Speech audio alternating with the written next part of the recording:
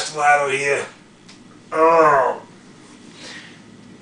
I can't even do my greeting. Hey everybody, Rocco Castellano here, because I just got off of I just got finished traveling, doing a little bit of traveling. I get off the plane.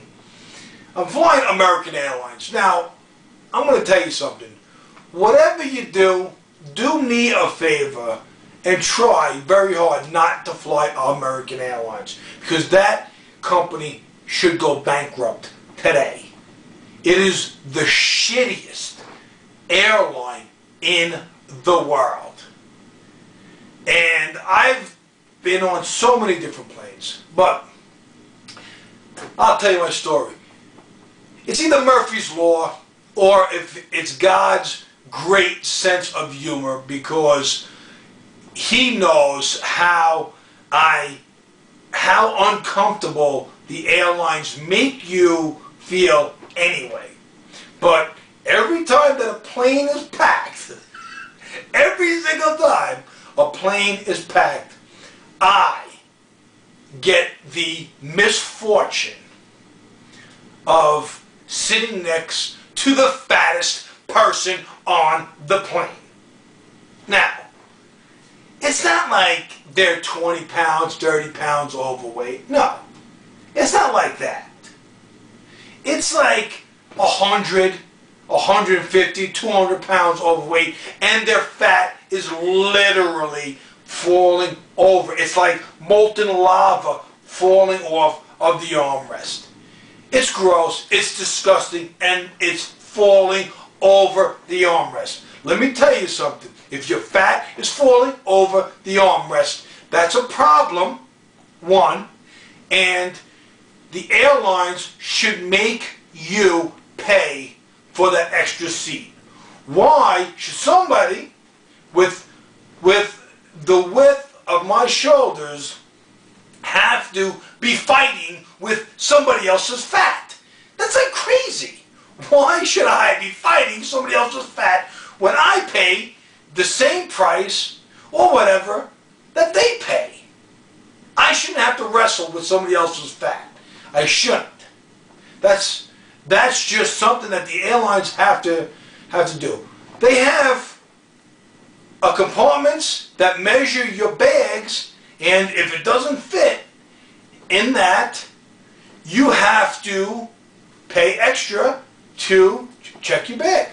Now, I'm not saying that we should check fat people in the cargo hold now, although that probably wouldn't be that bad, but I'm saying that maybe they should have a seat at the ticket counter, and you have to sit in that seat and say, oh, your fat's hanging over the seat, you have to pay extra for that seat.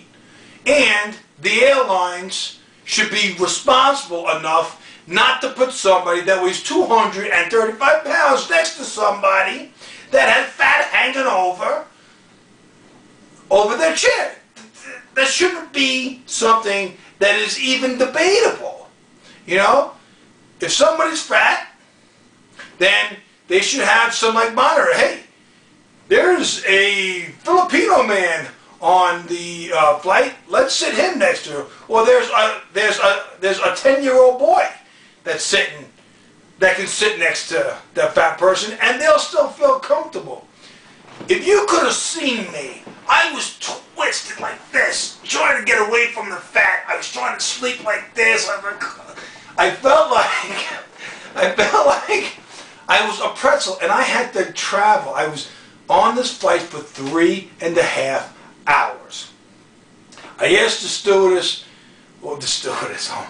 I'm like totally showing my age right now, but I asked the flight attendant if there was some place else that I could sit, and the flight attendant said, you paid for that seat, you sit in it.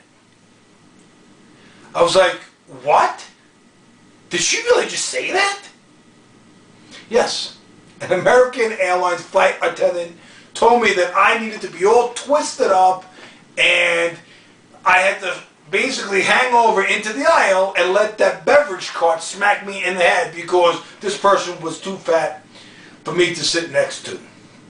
So, I'm saying, American Airlines, any other airlines, do us as the customer a favor and figure this out, because it's not up to us.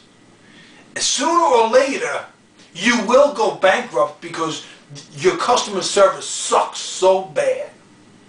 But I would like you to discriminate against fat people, because that fat person made my flight and my experience so unbearable that I will never fly your airline ever again. I'd rather walk than fly your airline ever again. Rocco Castellano here to tell you the least you can do is live up to your potential.